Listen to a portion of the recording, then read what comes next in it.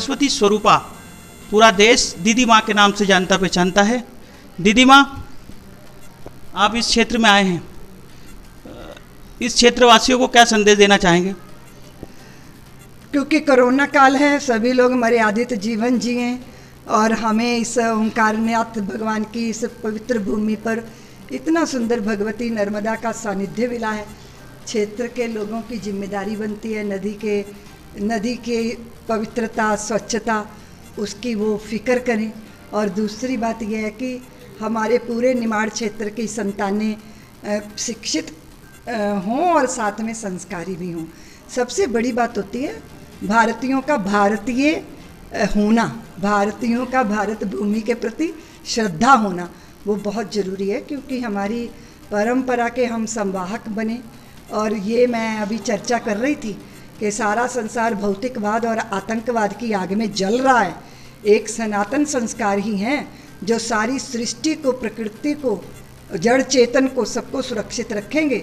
उस दृष्टि से अपनी ये जो मानवीय धरातल पर खड़ी विचारधारा है उसका प्रचार प्रसार करें सब। दीदी माँ, जैसा कि पिछले वर्ष भी लॉकडाउन रहा, इस वर्ष भी लॉकडाउन रहा, पूरे देश में लॉकडाउन में जो नरेंद्र मोदी जी ने, देश के प्रधानमंत्री जी, आह्वान किया था और हम सभी देशवासियों ने घर बैठे रामायण, श्री कृष्ण लीला, महाभारत देखिए। आपने लॉकडाउन के दौरान क्या किया? हमने लॉकडाउन के दौरान ब्रह्म यज्ञ किया सबके, क्योंकि बहुत सारे लोग थे जिनका शरीर छूट गया, बहुत सारे लोग बीमार थे। तो हमने सोचा कि मैं क्या कर सकती हूँ, तप ही कर सकती हूँ। तो हमने उपवास किए, ब्रह्म यज्ञ किए, अनुष्ठान किए। और फिर वो मुझे पहली बार, सबको ही पहली बार मौका मिल रहा है कि लोग, क्योंकि हम तो वो है ना भ्रमण करने वाले घुमंतु जाति के, तो हमें अवसर मिला कि हम अपने स्थानों पे रुके और जो बच्चे हैं और साधक हैं, कार्यकर्ता हैं, उनके साथ बहुत लंबा समय बिताने का मौका मिला। और जो भी हमसे बन पाया ऐसी सामाजिक दृष्टि से जो मेरी जिम्मेदारी थी, भोजन है और व्यवस्थाएं हैं, वो सारा कुछ करते रहे। बहुत सारे लोगों को प्रेरणा दी, देश विदेश में सब ने यहाँ पे अपने योगदान दिए। ऑक्सीजन वाला विषय जब आया तब सब ने उस दिशा में, तो हम अपनी स्थान पे बैठे बैठे ऐसी प्रेरणा देते रहे, समाज अपनी सेवा में लगा रहा। दीदी माँ, जैसे देश भर में परम शक्तिपीठ के माध्यम से जो आप नन्ही मुन्नी बालिकाओं को शिक्षित करने का, संस्कारवान बनाने का जो प्रण लेकर काम कर रहे हैं, क्या देश में भी जो सरकारी तंत्र है और सरकार के द्वारा जो स्कूलें संचालित की जा रही हैं, क्या सरकार को भी आप ऐसा दिशा निर्देश दें ताकि वहाँ पर भी स्कूलों में ऐसे गीता, महाभारत जैसे ज्ञान संस्कार के सब्जेक्ट पढ़ाकर उनको ज्ञान दिया जाए?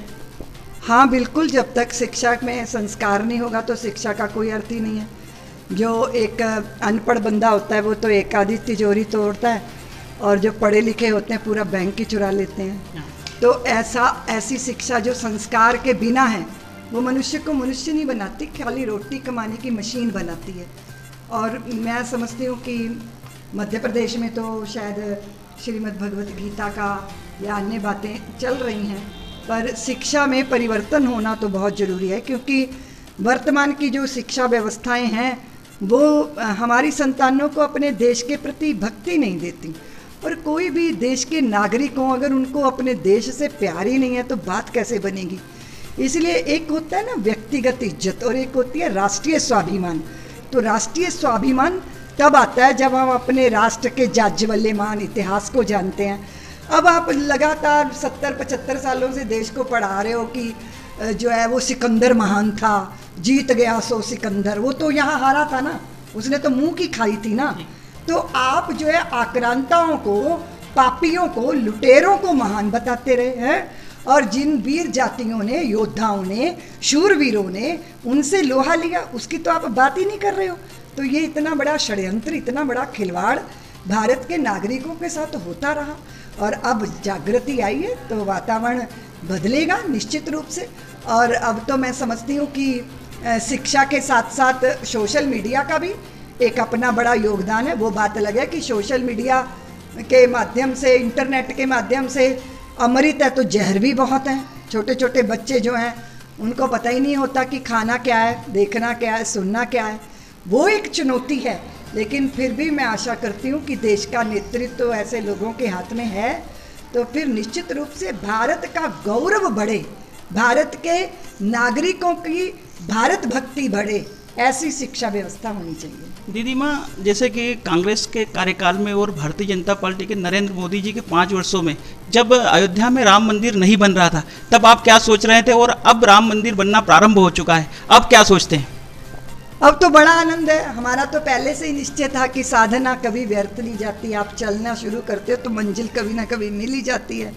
तो हिंदू जाति ने तकरीबन 500 साल संघर्ष किया और अब मंदिर बन रहा है, और ये हिंदू समाज के ना खंडित स्वाभिमान की पुनः प्रतिष्ठा हो रही है, इसलिए ये मंदिर बहुत महत्वपूर्ण है। दीदी माँ, जैसे उत्तर प्रदेश के मुख्यमंत्री योगी आदित्यनाथ जी हैं, क्या आप भी कभी मध्य प्रदेश के मुख्यमंत्री बनना चाहें तो क्या राय हो सकती है आप? नहीं, मैं राजनीति में नहीं हूँ। मैं तो राजनीति के अतिरिक्त जितना भी मेरे से मैं सेवा का कार्य करती हूँ, लेकिन ये तो मैं चाहती हूँ कि भारत को, जैसे मध्य प्रदेश को बड़े अच्छे मुख्यमंत्री प्राप्त हुए हैं, उत्तर प्रदेश में योगी जी हैं, इसी तरह भारत के हर प्रांत में भारत को सर्वोपरि मानने वाले मुख्यमंत्री बनने चाहिए।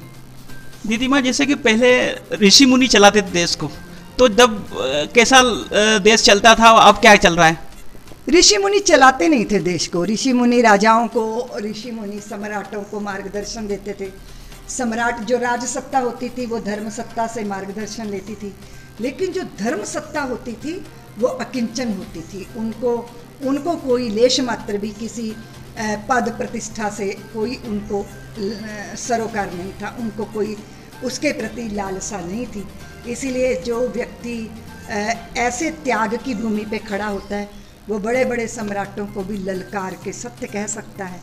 तो इस तरह धर्म सत्ता के द्वारा संचालित राजसत्ता होती थी, और भारत एक आध्यात्मिक देश था, और यहाँ पर प्रातः से लेके 10 बजे तक खेती वगैरह होती थी, शाम को श्रम होता था, बाकी दोपहर का पूरा समय दर्शन शास्त्रों का चिंतन होता था। इसलिए भारत के गमई गांव के किसान भी इतने बड़े बुद्धिमान, इतने बड़े ब्रह्मवेत्ता होते थे।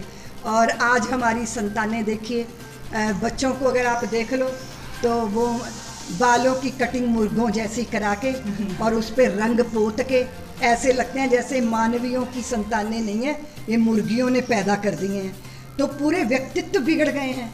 अब आपको फैशन डिजाइनर बताता है कि आपने कैसे बनना है, पहले गुरुकुल बताते थे कि आपको कैसे सुंदर व्यक्तित्व बनना है, और वो गौरवपूर्ण व्यक्तित्व बनते थे। पुनः भारत ऐसा हो, इस दृष्टि से सबको साधना करनी चाहिए। बहुत चर्चा हो गई है। दीदी माँ, आपका अब तक की कुछ खास खबरें, ऐसी ही ताजा खबरों को सबसे पहले देखने के लिए हमारे चैनल को सब्सक्राइब करें।